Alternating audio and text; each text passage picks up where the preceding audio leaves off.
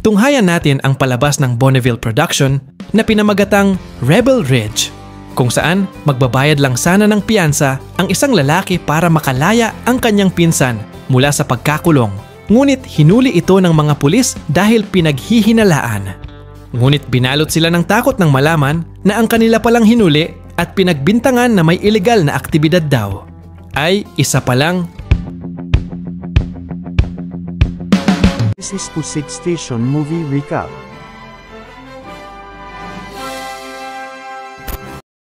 Sa umpisa ng eksena, maayos na naglalakbay si Terry Lolan ng kanyang bisikleta patungo sa isang courthouse upang bayaran ang piyansa para sa paglaya ng kanyang pinsan.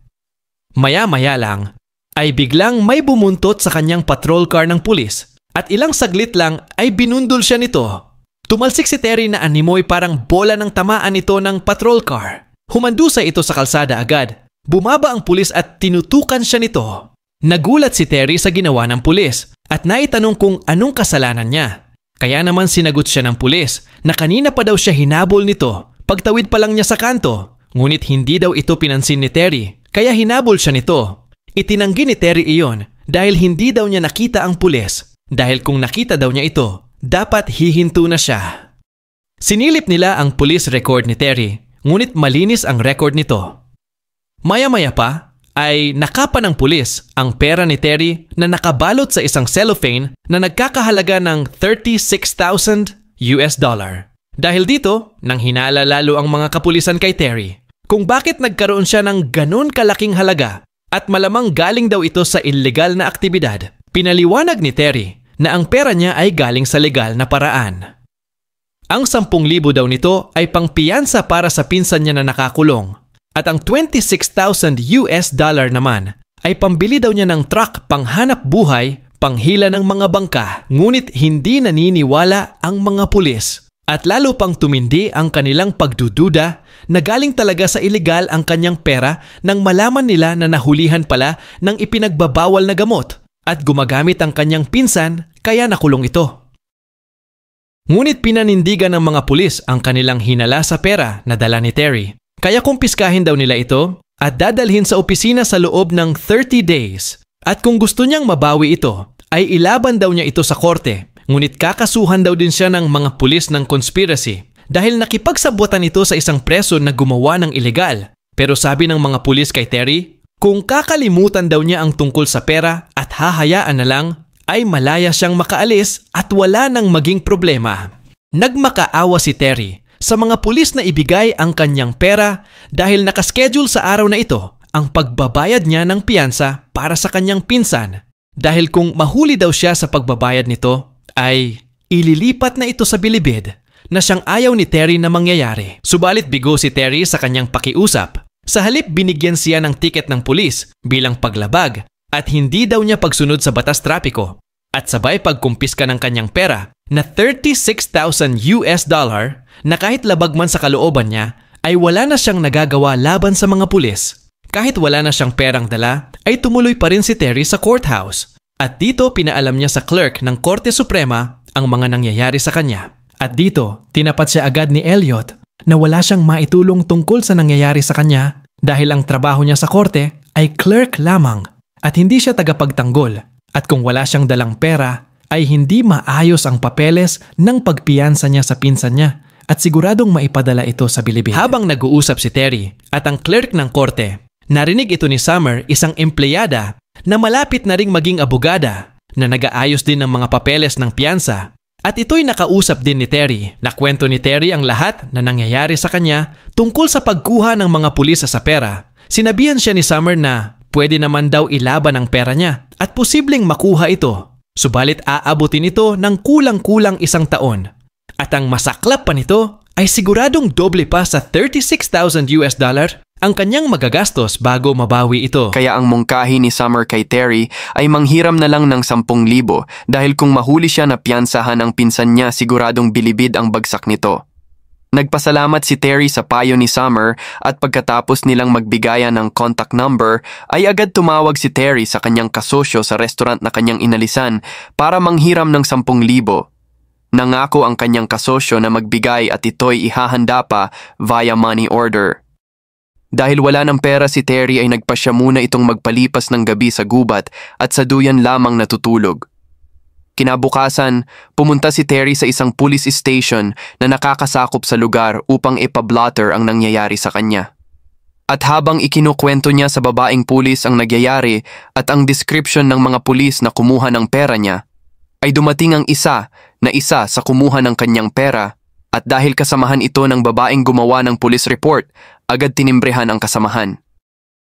Nilapitan si Terry ng pulis na isa sa mga kumumpiska sa pera niya at sinabihan siya bakit nag-report pa sa presinto at ilegal naman daw ang pagkakaroon niya ng pera na di maipaliwanag. Baka gusto ba daw niyang bakasuhan ng felony? Nagsagutan si Terry at ang pulis.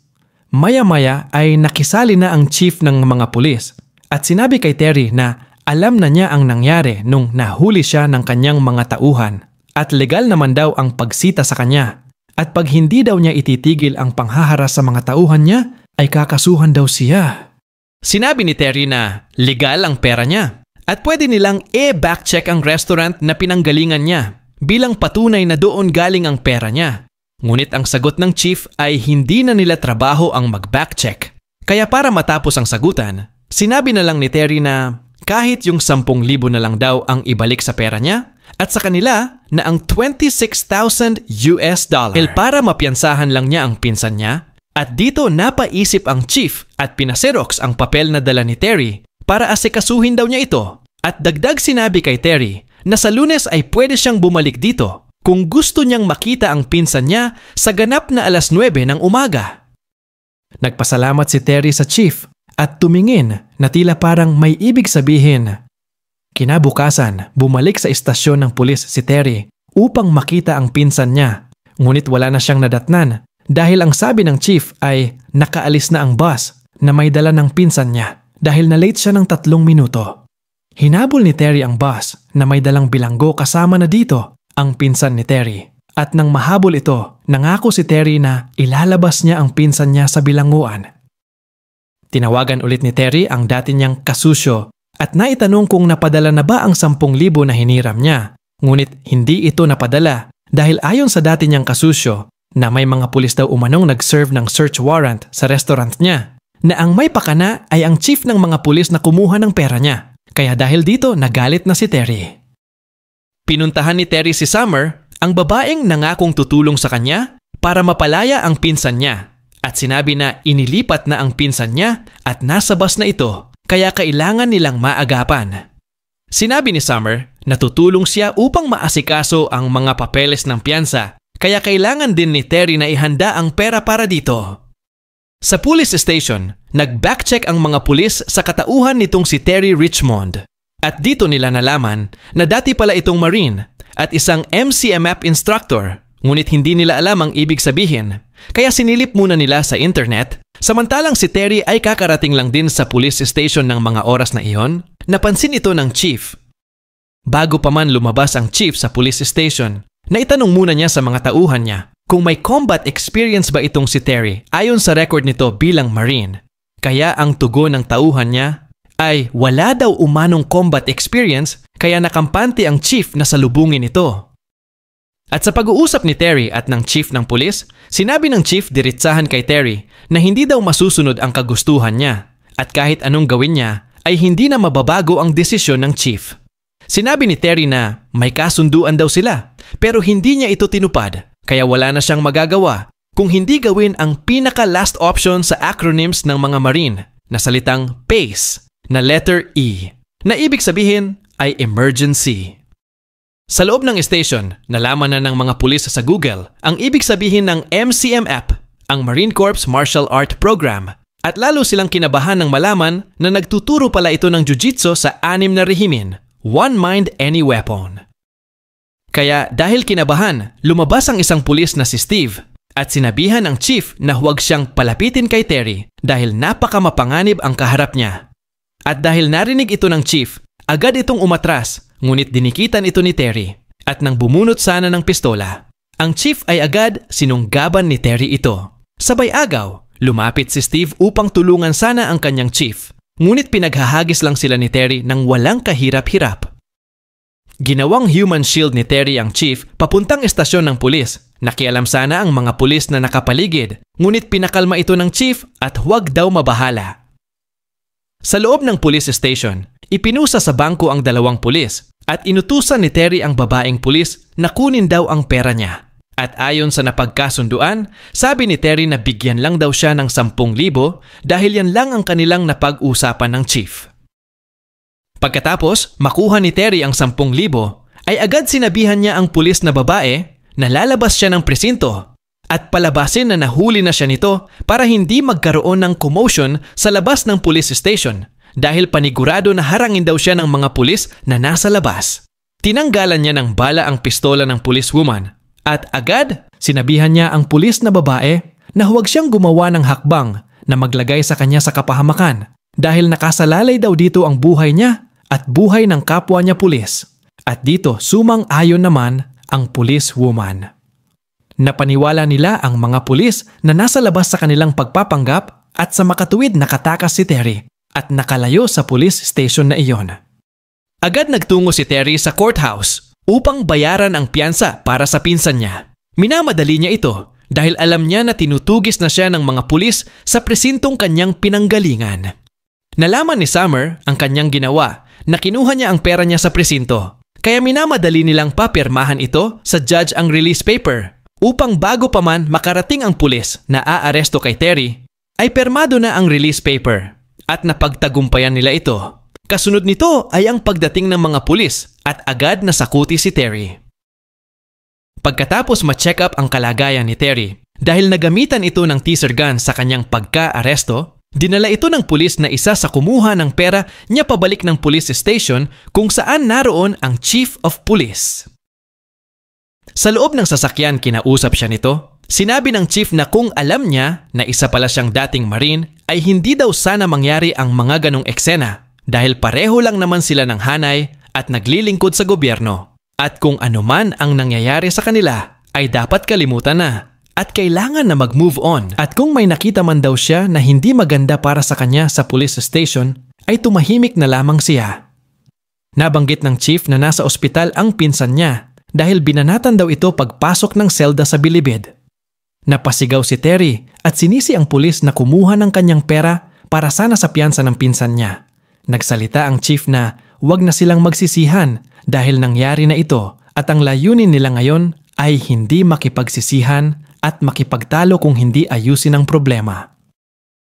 Sinabi ng chief na ibalik daw niya ang pera ni Terry at dagdag pa nito ay bumili ang chief ng truck para kay Terry dahil ito ang plano niyang bilhin para panghila ng bangka para sa kanyang hanap buhay. Kailangan daw niyang mamili, kunin niya ang pera at truck na para sa kanya o ang kakasuhan siya. Sinabi ng chief na bayad na ang truck at pwede na niyang kunin sa pinagbilhan niya nito at lumayo na siya sa lugar na ito. Dahil kung babalik pa siya at magpakita dito ulit, ay tiyak may mangyayaring hindi daw niya magugustuhan. Tinanggap ni Terry ang alok ng chief at pinuntahan nito ang pinsan niya na isinugod sa ospital at sa kasama ang palad ay binawian na ito ng buhay dulot ng natamo nitong saksak. Kinabukasan, nagpahatid si Terry kay Summer sa lugar kung saan naroon ang truck na binayaran ng chief para sa kanya. At habang nasa sasakyan sila, nabanggit ni Summer kay Terry ang tungkol sa mga anomalya na ginawa ng chief sa lugar na kanyang nasasakupan. Ngunit sinabi ni Terry na hindi na siya interesado nito dahil ang gusto lang naman daw niyang gawin ay piyansahan lang ang pinsan niya, ngunit iba ang mga nangyayari kaya ayaw na daw niyang makialam dito. Nakuha ni Terry ang truck na binayaran ng chief para sa kanya bilang peace offering. Sa bahay ni Summer, sa kalagitnaan ng kasarapan ng tulog, nagising ito dahil may naulinagan itong boses sa loob ng kanyang bahay. At nang inusisa na niya ito, nakita niya sa lababo ang isang syringe at bigla na lamang siyang nakaramdam ng pagkahilo. At nang tingnan niya ang braso niya, nakita niya ang dugo sa kanyang braso na tanda na may itinurok nito. Agad niyang tinawagan si Terry upang humingi ng saklolo. Pinuntahan ni Terry ang kaibigan niyang si Summer upang saklolohan. At ang hinala ni Summer na mayroong taong nasa likod na gumawa ng hakbang na ito upang siya ay sirain at matanggal daw sa trabaho, kaya tinurukan siya ng ipinagbabawal na gamot upang palabasin na siya ay nalulong na nito. Kinaumagahan, nagpaalam na si Terry sa kaibigang si Summer upang umuwi at samantalang si Summer ay papasok na rin sa kanyang trabaho. At gaya ng inaasahan, pagpasok ni Summer sa opisina ng courthouse, agad siya kinausap ng judge at sinabihan na kailangan niyang sumailalim ng drug test dahil may order galing sa taas at kailangan nilang sundin ito. Nagulat si Summer sa narinig dahil nangyari na ang kanyang kinatatakutan na siguradong konektado ito sa itinurok sa kanyang braso sa loob ng kanyang pamamahay. Habang nasa kalagitnaan ng paglalakbay si Terry Lolan ng kanyang truck, napansin niya ang isang police mobile na nakaabang sa kanya at paglagpas niya ay agad siyang binuntutan nito. Sabay tinabihan siya at sininyasan na ihinto niya ang kanyang sasakyan. Hininto ni Terry ang truck at agad nilapitan siya ng pulis. Agad siyang sinabihan ng pulis na patayin ang makina ng truck at ihagis sa labas ang susi nito. Sinabihan si Terry kung bakit siya bumalik na naman sa lugar samantalang may kasunduan na daw sila ng chief tungkol dito na kung tutuusin lahat na daw ng pabor ay binigay na ng chief sa kanya pero hindi niya ito tinupad. Nagpaliwanag si Terry na emergency lang ang pagbalik niya sa lugar sa kadahilan ng humingi ng tulong ang kanyang kaibigan na si Summer. Ngunit kumontra dito ang pulis sabay bunot at binaril si Terry. Buti na lang mabilis nasa lag ni Terry ang baril at naiwas ito sa kanya. Nagpambono sila hanggang naagaw ni Terry ang teaser gun ng pulis at ito'y ginamit niya laban sa pulis. Sumaklolo ang mga kasamahang pulis ni Steve. Kaya agad kinuha ni Terry ang susi na kanyang hinagis at sabay talilis sa lugar habang pinagbabaril siya nito ng mga kasamahan. Ngunit ito'y kanyang natakasan. Nagpunta si Terry sa restaurant ng dati niyang kasosyo at pinagamot ang tama niya sa likod nung pinagbabaril siya ng mga pulis nung patakas siya nito. At dumating din dito si Summer. Sa kanilang pag-uusap sinabi ni Summer na mayroon daw talagang anomalya ang chief of police sa kanyang nasasakupan at pati siya ay inipit din nito dahil nalaman niya na tinutulungan daw nito si Terry. Upang makakalap pa ng ebidensya, pinuntahan nila ang court clerk na si Elliot upang paaminin sa kanyang nalalaman tungkol sa kanilang sabwatan sa pagitan ng panghuhuli ng mga pulis sa mga dayo sa kanilang lugar at gawan ng kasalanan na hindi naman ginagawa upang pagpiyansahin para makalikom ng pera. Ngunit hindi ito nagsasalita dahil halatang takot itong balikan ng chief. Kaya dumiritso sila sa judge at dito inamin ng judge ang mga anomalya na ginawa ng chief of police.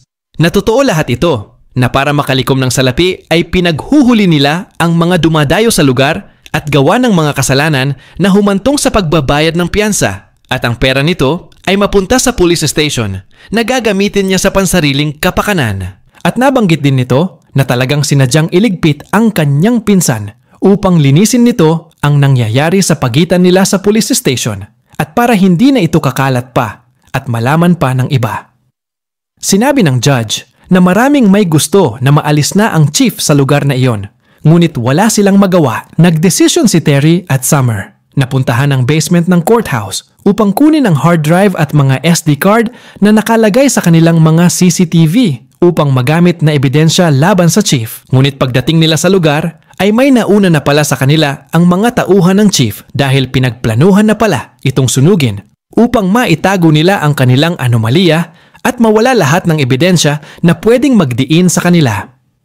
Ngunit nakuha nila Terry at Summer ang mga SD cards. Sa kasamaang palad ay nahuli si Summer ng mga pulis bago ito makalabas ng courthouse dahil naghiwalay sila ng daan ni Terry paglabas ng basement.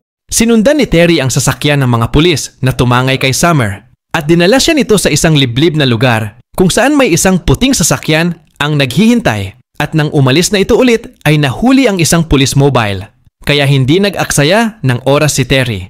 Agad niyang binangga ang mobile ng pulis upang maipit ang sakay at sabay pusas nito. Inutusan niyang tawagan daw sa radyo ang kasama nito. Kaya sinunod naman ito ng pulis dala ng takot na baka saktan siya ni Terry. At nang masagot ito ng kabilang linya, ay agad nagbabala ito na huwag daw mag-ingay na di nila alam na si Terry pala ang nasa kabilang linya. Sinabi ni Terry na huwag daw saktan si Summer kung ayaw niyang ibulgar ang kanilang pagsunog sa courthouse. At pagkakidnap nila kay Summer o itatawag niya sa ibang frequency at ibulgar ang kanilang anomaliyang ginawa na nakarecord ngayon sa SD card na hawak niya. Dahil sa takot na malantad ang kanilang kalokohan ay nakipagsundo ang pulis na pakawalan si Summer kapalit ng SD card na hawak niya. At doon daw sila magkikita sa Rebel Ridge. Maaga nilang inabangan si Terry sa lugar na napag-usapan. Ngunit hindi dito sumipot si Terry. Ngunit doon ito tumawag sa Chief of Police sa station. At sinabi nito sa Chief na marami na daw itong dinamay at sinaktan tao sa kanyang kalokohan. At wag niyang itanggi ito dahil siya daw lahat ang may pakana dito. Balik sa mga pulis, napansin ng isang pulis ang sasakyan na gamit ni Terry sa gitna ng tulay. Kaya nagtawag ito sa kasamahan na nakita na daw niya si Terry. Kaya para makasigurado ay pinuntahan niya ito. Ngunit nagkamali sila dahil pulis pala ito na kasamahan nila na itinali ni Terry sa manubela ng sasakyan. Balik sa police station ay inumpisahan na ni Terry na sirain ang police station kung saan nakalagay ang perang nakulimbatan ng chief galing sa mga piyansa ng mga taong nahuhuli nila at ginawa ng kasalanan. Nataranta ang mga pulis sa station at nagtawag ito ng responde. Agad kumuha ng baril ang chief at pinuntahan ang pinaglagyan nila ng pera. Di niya alam na nasa likod na pala si Terry. Gusto sana niyang barilin si Terry, ngunit inunahan niya ito gamit ang baril na hindi nakakamatay. Sumaklolo ang policewoman, ngunit naagaw ni Terry ang baril nito. Sinabi ni Terry na alam niya kung sino siya at huwag niyang intindihin ang chief sa halip doon daw siya maawa kay Summer. Sa pangalawang pagkakataon, ay gusto na naman ni Terry na gawin nila ulit ang kanilang ginawa.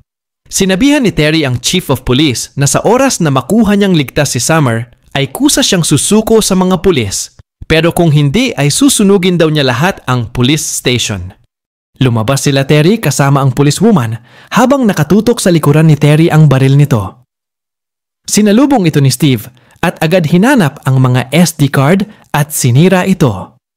Sinabi niya kay Terry na gusto daw niyang pakawalan na si Summer, ngunit humihilik pa ito dahil sa tinurok niya nito kanina pa lamang. Galit si Terry nang marinig lahat ng pinagsasabi nitong si Steve at nang matapos na niya sabihin ang gusto niyang sabihin, ay dito gusto na niyang itumba si Terry dahil ito daw ang punot dulo ng lahat. Ngunit pinigil ito ng isa niyang kasama at sinabi na wala sa usapan nila ang hahayaan na lang mamatay ang babae na nasa kustudiya na nila at dapat isugod na ito sa ospital. Nagsagutan sila at dumating na sa punto na nagkatutukan na sila ng baril sa isa't isa.